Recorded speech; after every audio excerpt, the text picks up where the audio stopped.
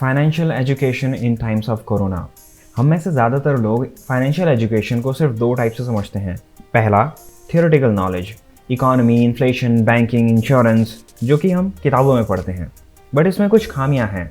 जब तक हम इस नॉलेज का प्रैक्टिकल यूज़ ना करें, ये यूजलेस है। और दूसरा type, savings, investing, real estate, stock market, mutual fund and new entry, crypto currency. इस बारे में हम थोड़ी देर में डिस्कस करेंगे, क्योंकि जनरली हम इस चैनल पे इन्हीं सारी चीज़ों को डिस्कस करते हैं। बट उससे पहले मैं आपको ये बताना चाहूँगा कि एक आम आदमी की लाइफ में फाइनेंशियल एजुकेशन की क्या इंपॉर्टेंस है। दुनिया अनप्रेसिडेंटेड सिनेरियो से गुजर रही है। हर तरफ खौफ, तबाही और निराशा नजर आ रही है। 21वीं सदी में जीते हुए भी हम मजबूर हैं, घरों में कैद हैं। शायद हमारे पास इसके अलावा कोई ऑप्शन भी नहीं है। इस वैश्विक महामारी ने लाखों लोगों की जान ले ली है और करोड़ों लोग या तो अभी भी इससे जूझ रहे हैं या फिर इसके साइड इफ़ेक्ट झेल रहे हैं। और पता है इसमें सबसे ज़्यादा मार किन लोगों को पड़ती है? जो फाइनेंशियली वीक हैं। Financial education is not just about stocks and bonds and real estate and crypto currency. मैं आपको एक बहुत ही बेसिक एग्जांपल देता हूँ। Insurance.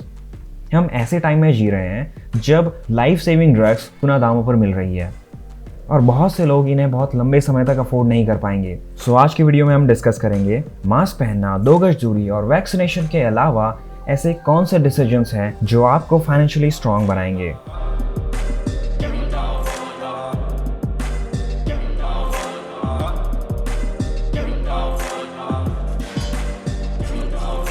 Hey, what's up everyone? Welcome to Just Started Investing. Let's start with the basics. High interest savings account. आजकल ज़्यादातर लोगों के पास बैंक अकाउंट होता ही है, थैंक्स टू जनधन योजना। बट ये सेविंग्स अकाउंट जनरली बड़े प्राइवेट बैंक्स में होते हैं या किसी सरकारी बैंक में होते हैं, क्योंकि इनकी ब्रांच आपको जनरली हर गली मोहल्ले में देखने को मिल जाती है।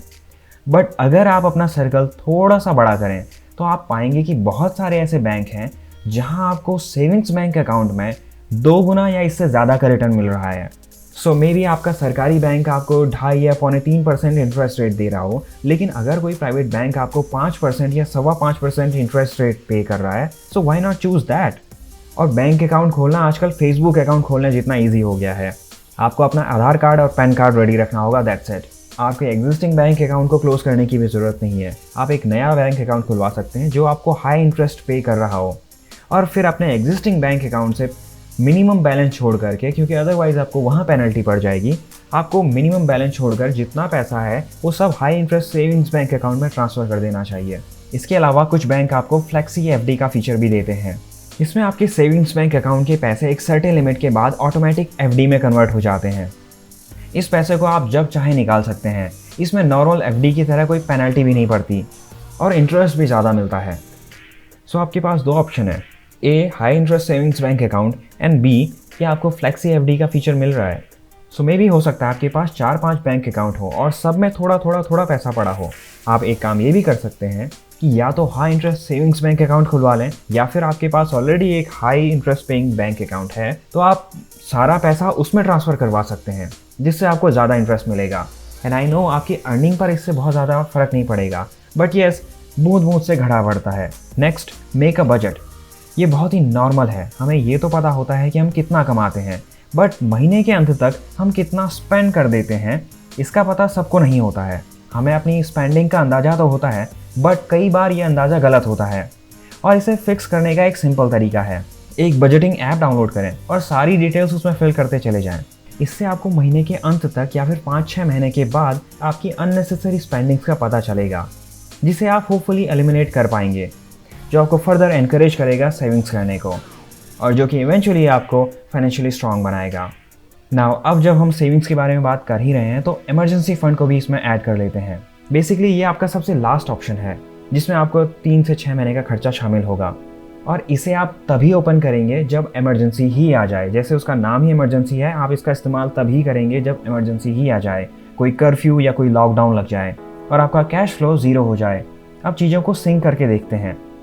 आपको अपना मंथली बजट डिसाइड करना है, high interest savings bank account खुलवाना है और उसमें आपको अपना 3 से 6 महीने का फंड सेफ रखना है। और ध्यान रहे, इमरजेंसी फंड हमेशा लिक्विड होना चाहिए या आपकी इन्वेस्टमेंट से अलग होना चाहिए। ऐसा क्यों, हम उसे थोड़ी देर में डिस्कस करेंगे। उससे पहले मैं आपको लाइफ की सच्चाई से रूबरू कराना चाहता हूँ।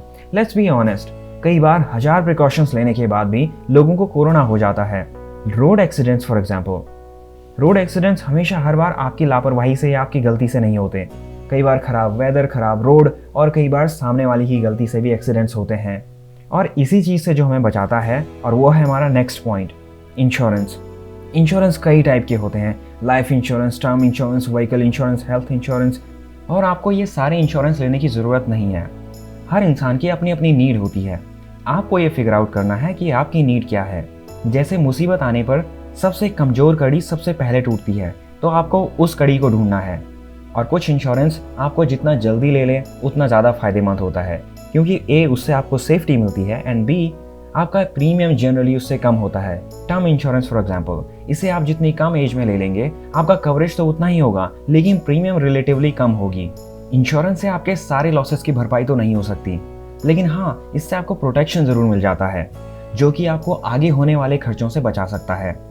क्योंकि आप जितनी चाहें सेविंग कर लें, आपकी एक सेविंग्स की लिमिट है, उससे ज़्यादा आप सेव नहीं कर सकते। और ख़ास तौर से जब आपके खर्चे आपकी इनकम की रफ्तार से ज़्यादा तेज़ी से बढ़ रहे हों, क्योंकि अमूमन ये देखा जाता है जैसे जैसे लोगों की इनकम बढ़ती चली जाती है वैसे वैसे उनके खर्चे भी बढ़ते चले जाते हैं।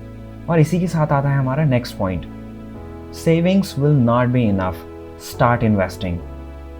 यूजुअली इंडिया में इन्वेस्टिंग को प्रमोट नहीं किया जाता है, हम लोग सिर्फ सेविंग्स को प्रमोट करते हैं।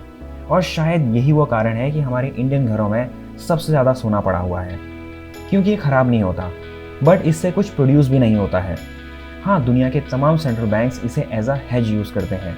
जस्ट इन केस रुपए की वैल्यू गिर जाए तो हमारा सेंट्रल बैंक सोने को बेच करके अपने खर्चे निकाल लेगा। और यही बात आप पर भी फॉलो होती है, बाय एसेट्स जिनकी वैल्यू फ्यूचर में इंक्रीज होगी, और उसे तभी बेचें जब कोई मुसीबत ही आ जाए, या फिर कुछ उससे भी ज़्यादा वैल्यूबल मिल जाए, जैसे real estate, stock market, crypto currency वगैरह वगैरह। ये कुछ ऐसी चीज़ें हैं जहां इन्वेस्टमेंट की जा सकती है, बट इसका मतलब ये नहीं कि अपना सारा पैसा स्टॉक मार्केट या रियल एस्टेट में लगा दें, क्योंकि अगर कोई इमरजेंसी आई तो रातों रात ना तो आपकी प्रॉपर्टी सेल कर पाएंगे, और शेयर्स या क्रिप्टो शॉर्ट टर्म में बहुत वॉलेटाइल होते हैं, तो आपका portfolio within a week 50% से ज़्यादा नीचे जा सकता है। और जिन लोगों ने 2020 का क्रैश देखा है, उन लोगों को अच्छे से पता होगा कि जब हम मार्केट में सुनते हैं ना सेंसेक्स 2 हफ्ते में 30% का डिप लगा चुका है, उसका एक्चुअल मीनिंग ये हो सकता है कि आपका पर्सनल पोर्टफोलियो 40, 50, 60% तक नीचे आ चुका हो। और जब मार्केट में न्यूज़ आती है सेंसेक्स ने अपने सारे लॉसेस कवर कर लिए हैं और न्यू हाइट्स को छू लिया है, मे बी आपका पर्सनल पोर्टफोलियो 20% अभी भी डाउन हो। और यही वो रीज़न है मैंने आपको शुरू में कहा था कि इमरजेंसी फंड को अपने इन्वेस्टमेंट फंड से अलग रखें, क्योंकि शेयर मार्केट में भी ट्रेड सेटल होने में T+2 डेज लगते हैं। ऐसे में बीच में सैटरडे, संडे या कोई पब्लिक हॉलीडे आ जाए तो आपका पैसा बैंक में आने में टाइम लग जाएगा, और आफ्टर ऑल उस पैसे की क्या अहमियत जो वक्त पर काम ही ना आए। बट हाँ, सेविंग्स करके भी आप अपने फाइनेंशियल गोल्स को अचीव नहीं कर पाएंगे। तो आप क्या कर सकते हैं? वेल, आप इन्वेस्टिंग स्टार्ट कर सकते हैं। उसके लिए आपको इन्वेस्टिंग सीखनी पड़ेगी, और यही है हमारा last point, invest in learning, invest in yourself. See, लोग मीम करेंसी से भी ओवरनाइट मिलियनेयर बने हैं। आपने वॉल स्ट्रीट बेट्स के बारे में भी सुना होगा। ये सारे आम लोग थे और इन्होंने सिस्टम का फ़ायदा उठाया अपने एडवांटेज के लिए, and it was not luck. और अगर वो लक था भी तो भी इट वॉज नॉट यू। आपके पास कोई ऑप्शन है ही नहीं सिवाय इसके कि आपको इसे सीखना पड़ेगा, और ये कोई रॉकेट साइंस नहीं है। हम सच में कमाल के एरा में जी रहे हैं। लोग मजाक मजाक में स्टार्ट हुई करेंसी से अमीर बन रहे हैं, बट ये कोई तरीका नहीं है इन्वेस्टिंग का। ये आपको एक रात में करोड़पति और दूसरी रात में रोडपति बना सकती है।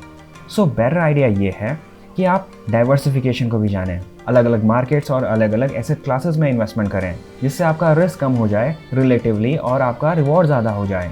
और अपनी इन्वेस्टमेंट्स को डाइवर्सिफाई करने के लिए आप एक और काम कर सकते हैं, आप इंटरनेशनल मार्केट्स में इन्वेस्ट कर सकते हैं।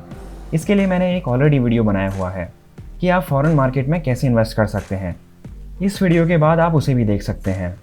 सो यही हैं वो फाइनेंशियल लेसन्स जो आपको इस कोरोना काल में सीख लेने चाहिए। इसके अलावा भी अगर आपको कोई फाइनेंशियल लेसन लगता है तो मुझे कमेंट्स में ज़रूर बताएं। Happy investing.